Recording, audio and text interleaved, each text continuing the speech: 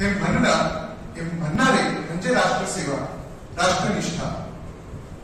तुम मुझे खून दो मैं तुम्हें आजादी दूंगा हा नारा देणारे या भारत मातेचे सुपुत्र ज्यांनी या देशामध्ये लोकांच्या मनात स्वातंत्र्याची ज्योत पेटवली ते सुभाषचंद्र बोस. ते ICS म्हणजेच इंडियन सिव्हिल सर्व्हिस हे परीक्षा, आता आपण ज्याला UPSC म्हणतो, अतिशय कठीण आणि मान्यता असलेली परीक्षा. या परीक्षेमध्ये सुभाषचंद्र बोस यांनी त्या काळात 4था क्रमांक मिळवला. तुम्ही विचार करू शकता की त्या काळात काय बक्कल पैसे मिळवला असता, त्या सरकारमध्ये पद मिळवलं असतं, पण नाही. राष्ट्रासाठी निष्ठा आणि कर्तव्य याची जाणीव राखून सुभाषचंद्र बोस यांनी स्वतःचा जीव मुठीत ठेवला आणि पाण्यात घालून जाणारं जहाज म्हणजे सबमरीनतून जर्मनी ते जापान गाठलं. हे म्हणजे राष्ट्र, कर्तव्य आणि निष्ठा. ज्ञान उपासक, क्रांतीसूर्य, भारतरत्न डॉक्टर बाबासाहेब आंबेडकर 15 ते 16 डिग्री घेऊन यांनी स्वतःची बुद्धिमत्ता जगाला दर्शविली. जगातले सर्वात श्रीमंत देश यांना आपल्या देशात बोलवत, त्यांच्या देशात बोलवत की तुम्ही या आमचं नागरिकत्व स्वीकारा, आम्ही तुम्हाला तन मन धन सर्वांनीच मदत करू. पण नाही, स्वराष्ट्रासाठी त्यांनी त्यांची फक्त त्यांच्या राष्ट्रपती कर्तव्य आणि निष्ठा दाखवण्यासाठी नाकारले. ते भारतात आले, त्यांनी संविधान दिलं, आपल्या भारतातील लोकांना ओळख दिली, हक्क दिले, अधिकार दिले, की हे सर्व दिले. डॉक्टर बाबासाहेब आंबेडकरांनी फक्त 7 नाही तर 70 पिढ्या एवढे पैसे, एवढी मालमत्ता जमू शकले असते, पण याला लाथाडून भारतात आले. हे दर्शविते की भारतावरती निष्ठा आणि कर्तव्य. आणि एक सांगू, आपल्या तुमच्या माझ्या सेवेसाठी, संरक्षणासाठी जे सीमेवर सैनिक आहेत, जेव्हा त्यांची एक पत्र लिहिते, आई म्हणजे ममता, मुलाला बाळा पडला त्याला खर्च तुला तर आई त्याला कुशीत घेते आणि तो जिथे पडला तिथे लाथ मारते. त्या आईने डोळ्यात अश्रू असताना लिहिले की बेटा, मेरे बेटा इंच इंच कटना, मेरे बेटा घबराना नहीं, इंच इंच कटना लेकिन इंच भर भी पीछे मत आना. हे म्हणजे राष्ट्र प्रति कर्तव्य आणि राष्ट्रासाठी निष्ठा. आज वसुदैव कुटुंबकम हा नारा जपत आपण भारतीय सगळ्याच कानेकोपऱ्यात आहे जगातला. नासा जगातील 1 नंबरची आंतरराष्ट्रीय संस्था, आपण नाकारूच नाही शकत. या हाडामसाच्या गुरुनंतर आपलं गुरुपद बळकावून घेणारा म्हणजे गुगल गुरु. याचा CEO सुंदर पिचाई, हा पण एक भारतीय. मायक्रोसॉफ्ट याचा CEO कोण? सत्य नडेला, एक भारतीय. अडोबी याचा CEO कोण? एक भारतीय. भारतीय लोक ते जगातल्या अतिशय नामवंत कंपन्यांमध्ये आहेत, पद मिळवलेले आहेत. पण मला फक्त खंत याचीच वाटते की भारतामध्ये पण अंतराळ काम करणारी एक संस्था आहे, ती म्हणजे इस्रो. पण इस्रो मध्ये काम करायला त्या दर्जाची लोक नाहीत. भारतीय लोक स्वदेशात भारतासाठीच काम करायला तयार नाही. कुठे चालली या लोकांची निष्ठा आणि कर्तव्य? आपल्याला माहित आहे की गाना मेरा जूता है जापानी, पठून इंग्लिस्तानी, सर पे लाल टोपी रूसी, फिर भी दिल है हिंदुस्तानी, फिर भी दिल है हिंदुस्तानी. हे चित्र कुठेतरी पलटत चाललंय, बदलत चाललंय. जी बदलून आहे, जी जूता आहे ती बदल जरी जापानमध्ये असलं तरी त्याचं चामडं भारतीय. जी बदलून आहे ती नाव असलं तरी इंग्लिशतानीच राहिली. ती आपल्याला माहिती आहे, लिवाईस, पीटर इंग्लंड, ली कूपर ह्या ज्या आहेत विदेशातील कंपनी, पण ते बनवणारं हात आणि दात हे भारतीय आहे. त्या बनवण्यामागचं बुद्धी हे भारतीय आहे. पण तरीही आज आपल्याला कुठेतरी भारत हा मागे दिसत आहे. जसा अमेरिका हा देशात जगात तंत्रज्ञान देण्यासाठी प्रसिद्ध आहे, चीन हा स्वस्त वस्तू देण्यासाठी प्रसिद्ध आहे, तसा आपला भारत देश हा जगात, याचा मला अभिमान आहे की इंजिनियर आणि तसेच दर्जेदार डॉक्टर देण्यासाठी सुद्धा प्रसिद्ध आहे. तुम्ही जगाच्या कोणत्याही कानाकोपऱ्यात जा, तुम्हाला भारतातील डॉक्टर किंवा इंजिनियर सापडेल. पण याच डॉक्टर इंजिनियरांच्या देशामध्ये, आपल्या भारत देशामध्ये मला याची खंत वाटते, दुःख होते की दर तासाला 100 नवजात शिशु मृत्यू पावतात आणि याचं कारण म्हणजे डॉक्टरांचा असणारा अभाव. तर कुठे चालली आपल्या देशाची निष्ठा, कुठे चाललेल्या लोकांचं कर्तव्य? आणि हेच नव्हे तर आपल्याला माहित आहे की आपण एवढं करूनही आणि यासाठी आपल्याला काय करावं पाहिजे? आज माझ्या चर्चेचा गाभाराच हे आहे की आपल्या देशाच्या प्रति कमी होणारी निष्ठा. पण यासाठी आपण काय करू शकतो? तर मला असं वाटते की सुरुवात आपण स्वपासून करायला पाहिजे याची. तर सुरुवात कशी? तर छोट्या छोट्या गोष्टींनी आपण सुरुवात करू शकतो की आपल्या राष्ट्राप्रती निष्ठा आणि कर्तव्य कसं? तर पहिले स्वतःच्या छोटे छोटे आपण करू शकतो. जसे की रस्त्यावर चालताना, गाडीने जाताना हेल्मेट घालायला पाहिजे, कचरा बोगीतच टाकायला पाहिजे. रस्त्याने जाताना आपल्याला माहित आहे की आता आपण पाहते वृद्धाश्रम खूप प्रमाणात वाढलेले आहेत. तर ह्या आपलं कर्तव्य आहे की ज्यांनी खस्ता करून आपल्याला लहानच मोठं केलं, स्वतःच्या गरजा दूर ठेवून आपल्या गरज पूर्ण केल्या, त्यांना आपण आपल्या घरी बोलवलं पाहिजे, त्यांना घरी राहायला दिलं पाहिजे. कारण की आज जे आपली मुलं आहेत ते उद्या येऊन या भारताचं भविष्य बनणार आहेत आणि त्यांना घडायला आपल्या घरात मोठे लोक गरजेचे आहेत. आणि आपल्या भारताच्या प्रती आपण आपली निष्ठा कशी दर्शवू शकतो? तर आपण आपल्या भारताला विश्वगुरु बनवूया. विश्वगुरु ही संकल्पना कोणत्याही पक्षाची असो, पण ही संकल्पना एका भारतीयाची आहे. ते लक्षात ठेवून आपण आपली स्वतःची याच्यात नोंद करायला पाहिजे की आणि आज प्रतिज्ञा केली पाहिजे की आपण भारतातच राहू, भारतासाठी काम करू आणि भारताला नक्कीच विश्वगुरु बनवू, नक्कीच विश्वगुरु बनवू. धन्यवाद. जय हिंद, जय भारत.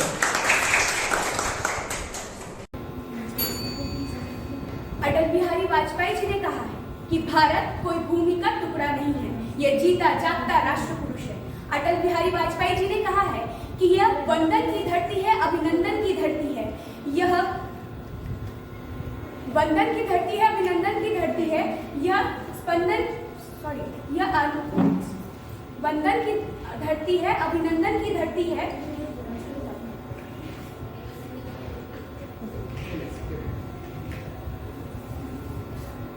अटल बिहारी वाजपेयी जी ने कहा है कि भारत कोई भूमि का टुकड़ा नहीं है, यह जीता जागता राष्ट्र पुरुष है. यह वंदन की धरती है, अभिनंदन की धरती है. यह अर्पण की भूमि है, यह तर्पण की भूमि है. इसकी नदी नदी हमारे लिए गंगा है, इसका कंकड़ कंकड़ हमारे लिए शंकर है. हम जिएंगे तो इस भारत के लिए और मरेंगे तो इस भारत के लिए. और मरने के बाद भी गंगा जल में बहती हुई हमारी अस्थियों को कोई कान लगाकर सुनेगा तो एक ही आवाज आएगी, भारत माता की जय. ये तो एक है ऐसे अनगिनत राष्ट्र भक्तों की प्राप्ति हमें हमारे भारत भूमि से हुई है. और इनसे जब हम प्रेरित होकर उठते हैं तो मैं स्पर्धक कोड क्रमांक 117 आज विषय चयनित करती हूँ, राष्ट्रभक्ति के हृदय में यदि खड़ा हो देश हमारा.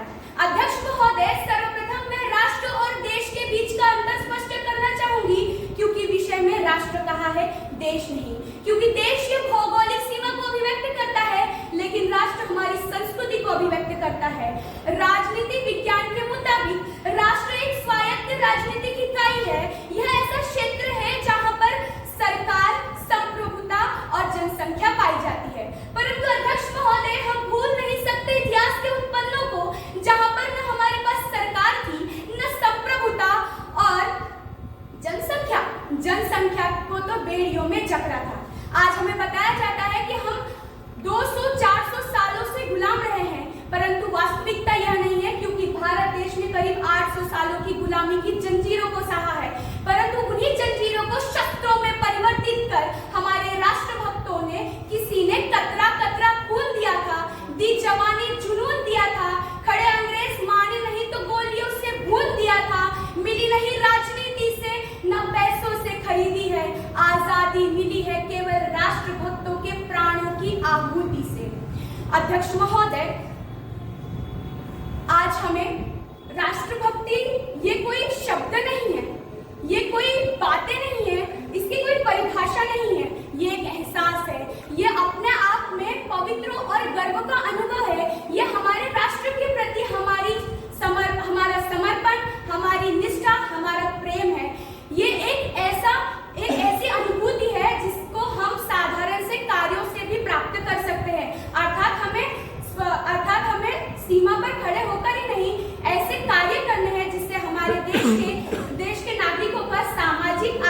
और मानसिक विकास हो। हम सभी को व्यक्तिगत स्तर पर राष्ट्रभक्ति करनी है। अर्थात हम सभी अगर टैक्स पेयर की सीमा में आते हैं तो टैक्स भरना है, भ्रष्टाचार को नकारते हुए सदाचार को अपनाना है और दूसरे लोगों के अधिकारों का आदर करना है। इसके साथ साथ भारतीय संविधान के अनुच्छेद 51A के तहत हमें हमारे मौलिक कर्तव्यों का पालन करना है। अर्थात हम सभी को देश की सेवा करनी है, देश की रक्षा करनी है, आह्वान पर राष्ट्र की सेवा करनी है और हम सभी को भारत देश की एकता, अखंडता और समृद्धता को बनाए रखना है। इसके पश्चात हम सभी को सार्वजनिक संपत्ति की रक्षा करनी है और उसे हिंसा से बचाना है। ये सभी करके हम राष्ट्रभक्ति कर सकते हैं। हम सभी को एकजुट होकर राष्ट्रभक्ति करनी है। राष्ट्रभक्ति करने के लिए हमें बहुत बड़े कार्यों को करने की आवश्यकता नहीं है। हम सभी को मोना नदी का एक उदाहरण लेना चाहिए कि आज से कुछ साल पहले हमारे अकोला के कलेक्टर आस्तिक कुमार पांडे सर ने एक संकल्प लिया था कि हमें मोना नदी साफ करनी है। देखते ही देखते सारे अकोला वासियों ने उनका साथ दिया। बताने का तात्पर्य ये है कि हमें राष्ट्रभक्ति और राष्ट्र उत्थान का उसकी शुरुआत हमें स्वयं से करनी है, ना कि दूसरों से उम्मीद करते हुए। अध्यक्ष महोदय, हम सभी को यह प्रण लेना है कि हम सभी को अपने जन्मदिन पर एक पौधा लगाना है। भारत में हर मिनट में 34 लोगों का जन्म होता है, तो आप विचार कीजिए कि एक दिन में कितने पौधे लगेंगे। यदि हम अपने आप को शिक्षित बताते हैं तो हमें शिक्षा को स्वयं तक सीमित ना रखकर उसे दूसरों में बांटना है, क्योंकि जब हम शिक्षित लोग अशिक्षित लोगों की सहायता करेंगे तब हम अपने राष्ट्र की प्रगति में अपना योगदान देंगे। इसके पश्चात हम सभी लोगों को अपने व्यक्तिगत स्तर पर राष्ट्रभक्ति करनी है। जगत गुरु रामभद्राचार्य महाराज जी से एक इंटरव्यू में पूछा गया कि यदि आप सबसे ज्यादा प्रेम किससे करते हैं, अर्थात आपके लिए सबसे प्रिय कौन है, तो उन्होंने उत्तर दिया श्री राम। पर उनका कहना यह भी था कि जब श्री राम और भारत माता एक साथ आएंगी तो मैं सबसे पहले भारत माता को प्रणाम करूंगा। बताने का तात्पर्य यह है कि हमें हमारे निजी धर्मों के ऊपर राष्ट्र धर्म को रखना है और यही सही मायने में राष्ट्रभक्ति है।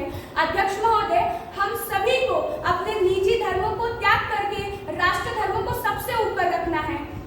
आज हम लोगों को यह सिखाया जाता है, यह बताया जाता है कि अपने धर्म को आगे रखिए, परंतु राष्ट्र धर्म ही सर्वोपरि धर्म है। दुनिया की पटल पर एक ऐसा भी देश है जिसकी गर्भवती महिलाओं के पेट फाड़ दिए, जिनके छोटे छोटे बच्चों को जलाकर मार दिया, जिनकी स्त्रियों को, जिनकी युवतियों को उनके दोस्तों की लाशों के सामने बलात्कार किया जाता है, उनकी नग्न परेड निकालकर उनके ऊपर थूका जाता है। अध्यक्ष महोदय, आज वो राष्ट्र फिर भी तटस्थ खड़ा है क्योंकि उनकी राष्ट्रभक्ति है। जी हाँ, मैं बात कर रही हूँ इजराइल की, जिन्होंने, जो कि पूरी दुनिया में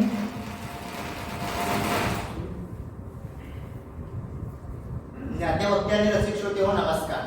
या मायेमुलीचं वर्णन करत असताना ज्ञानेश्वरीमध्ये संत ज्ञानेश्वर महाराज म्हणतात, माझ्या मराठीची बोलू कौतुके, परी अमृताची ही पैज चिमके. तर विंदा करंदीकर असं म्हणतात, हीच मराठी जिच्या मुखाने वजलीत ज्ञानेश्वरी, शुभानी तलवार गाचली याच मराठी बरी. हिच्या स्वागतासाठी जडले तोफांचे चौघडे, समतेचे हे तुफान उठले सागरकडे. तर कवी कुसुमाग्रज याच मराठीचं वर्णन करताना म्हणतात, माझ्या मराठी मातीचा लावा ललाटास किडा, हिच्या संगे लागल्या दर्यापुऱ्यातील शिळा. मग याच मराठी मातीचा भविष्यामध्ये ललाटास किडा लावण्यासाठी नमस्कार, मी स्पर्धक कोड क्रमांक 119 विषय मांडतोय अभिजात मराठी आणि नव्या संधी. या विषयाचा सखोल अभ्यास करत असताना मला विषयातील अभिजात भाषा ही संकल्पना अत्यंत महत्त्वपूर्ण वाटायला लागते. अभिजात भाषा म्हणजे नेमकं काय, केव्हा एखाद्या भाषेला अभिजात दर्जा प्राप्त होतो, त्याचे काही निकष आहेत. ते निकष पूर्ण केल्यावरतीच एखाद्या भाषेला अभिजात दर्जा प्राप्त होतो. मग ते निकष कोणते, तर त्यातील पहिला निकष आहे तो म्हणजे ती भाषा 2000 वर्षांपेक्षाही तिचं अस्तित्व हे जुनं असावं, म्हणजेच पुरातन असावं. दुसरं आहे ती स्वतःच्या साहित्य, तिच्यामध्ये तिचं महत्वाचं साहित्य असावं. तिसरं आहे ती कोणत्याच भाषेमधून उसने घेतलेली नसावी. तर चौथं आहे उसनवारी घेतली नसावी, तिचं स्वतःचं अस्तित्व असावं. तर चौथं आहे की त्या भाषेला अधिक साहित्य संग्रह असावं आणि त्या भाषेचं जे प्राचीन रूप आहे त्या स्वरूपापेक्षा हे आधुनिक रूप वेगळं असावं. जेव्हा एखादी भाषा या सर्व गोष्टी पूर्ण करते तेव्हा तिला अभिजात दर्जा प्राप्त होतो. मग असेच हेच निकष आपल्या मराठी भाषेने स्थापित केले. मराठी, अभिजात मराठी हे फक्त संकल्पना नाही तर अभिजात मराठी हा आमचा अभिमान आहे. कारण याच मराठीचा अभिमान घेऊन छत्रपती शिवाजी महाराजांनी इथल्या कैदेच्या मनामध्ये स्वराज्याच्या अस्मितेचा अहंकार फुलवला. कशाच्या जोरावरती? अरे आपण मराठी आहोत, आपल्यावरती येऊन परकीय आक्रमण करत आहे. या अस्मितेच्या जोरावरती, या भाषेच्या जोरावरती स्वाभिमान फुलवून हिंदवी स्वराज्याचं निर्माण केलं. तर आधुनिक काळामध्ये राष्ट्रसंत तुकडोजी महाराजांनी ग्रामगीतेच्या माध्यमातून इथल्या सामान्य शेतकऱ्यांच्या मनामध्ये अस्मितेचा अहंकार फुलवला. तर महात्मा ज्योतिबा फुलेंनी याच मराठीमधून शेतकऱ्यांचा आसूड या जनतेला दिला आणि शेतकऱ्यांना जागृत केलं. म्हणजे एका विषयाने जर आपण विचार केला, जर या मातीमध्ये क्रांतीची बीज पेरण्याचं काम जर कोणी केलं असेल तर मला वाटतं या मराठी भाषेनं केलं आहे. म्हणूनच तिला आज अभिजात दर्जा प्राप्त झाला आहे. याच मराठी भाषेला अभिजात दर्जा प्राप्त करून देण्यासाठी अनेक कवींनी, अनेक साहित्यकारांनी, संशोधकांनी अनेक प्रयत्न केले. ज्या प्रकारे एका आईला आपल्या मुलावरती हक्क प्रस्थापित करायला पुरावे द्यावे लागतात ना, अगदी त्याचप्रमाणे या मातीमध्ये इतिहास पुरातन असूनही आमच्या माय मराठीला स्वतःचं अस्तित्व टिकवण्यासाठी, स्वतःचं अस्तित्व सिद्ध करण्यासाठी तिला पुरावे द्यावे लागले. 2012 साली रंगनाथ पठारे यांच्या अध्यक्षतेखाली एक समिती नेमण्यात आली. त्या समितीने एक अहवाल सादर केला. त्या अहवालामध्ये त्यांनी पुरावे दिले की आमची मराठी मातृभाषा आहे, ही 2000 वर्षांपेक्षाही पुरातन आहे. त्यामध्ये मराठीचं त्यांनी वर्णन केलं आहे. मराठीचा जो स्वरूप आहे ते कशा प्रकारे बदलत गेलं, तर ते मराठीचं स्वरूप हे 4 प्रकारे बदलत गेलं. आणि मराठीला मराठी असं म्हणत होते, त्यानंतर त्यातला एक काना विलुप्त झाला म्हणजे मराठी, आणि तिसरं झालं मुऱ्हाटी म्हणजे एक काना विलुप्त होऊन मराठी, आणि त्याचं नंतर रूपांतर झालं ते झालं मराठीमध्ये. असं करत ती भाषा पूर्णत्वास गेली आणि तिचं एक वेगळं अस्तित्व आहे, ती खूप पुरातन आहे असा अहवाल त्यांनी सादर केला. मात्र हे इथंच थांबलं नाही. तुम्हाला वाटलं असेल हे सर्व झालं आणि लगेच अभिजात दर्जा भेटेल, पण नाही. त्यानंतर त्या समितीच्या 19 बैठका झाल्या. त्या 19 बैठकांमध्ये मग त्यानंतर त्या 19 बैठकांनी पुन्हा पुरावे सिद्ध केले, पुरावे दिले आणि त्यानंतर ते पुरावे शासन केंद्र सरकारनं मान्य केले आणि आपल्या मराठी भाषेला अभिजात दर्जा प्राप्त केला. आज तुम्ही आम्ही एकीकडे मोठ्या अभिमानाने म्हणतो, लाभले आम्हास भाग्य बोलतो मराठी, जालो खरेच पंथ एक तो मराठी, येतल्या नसा नसात नाचतो मराठी, येतल्या रगा रगात रंगतो मराठी. पण खऱ्या अर्थाने त्या मराठीला आम्ही सन्मान देतोय का? हा वाक्य जरी उपस्थित झालं ना, त्यावरती एक भला मोठं प्रश्नचिन्ह उपस्थित व्हायला लागतं. आज तुला मराठी माणूस, मी मराठी आहो असं म्हणायलाही कचकतो.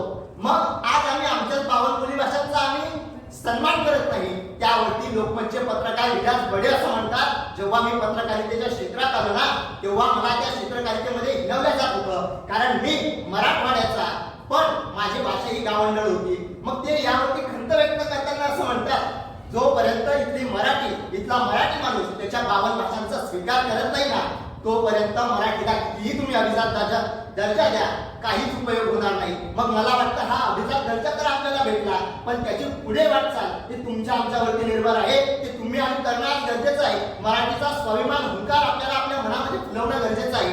यावरतीच खंत व्यक्त करताना ज्यावेळी रंगनाथ पठारे यांना एका पत्रकाराने प्रश्न विचारला, साहेब मराठीच्या बाबतीत भविष्यात तुमचं मत काय आहे? त्यावरती रंगनाथ पठारे असं म्हणतात, नक्कीच आज मराठीला अभिजात दर्जा भेटला, पण भविष्यात तिचं काय होईल याच्यावरती मी भाष्य करू शकत नाही. कारण प्रत्येक भाषांसमोर त्यांच्या संदर्भात तेवढे प्रश्न आहेत, तसेच मराठी संदर्भातही आहे.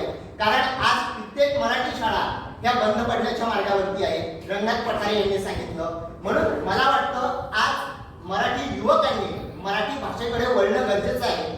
मग त्यावरती दुसऱ्या त्याच पत्रकाराने रंगनाथ पठारेंना पुन्हा एकदा प्रश्न विचारला, भविष्यात मराठीचं अस्तित्व टिकून राहील का?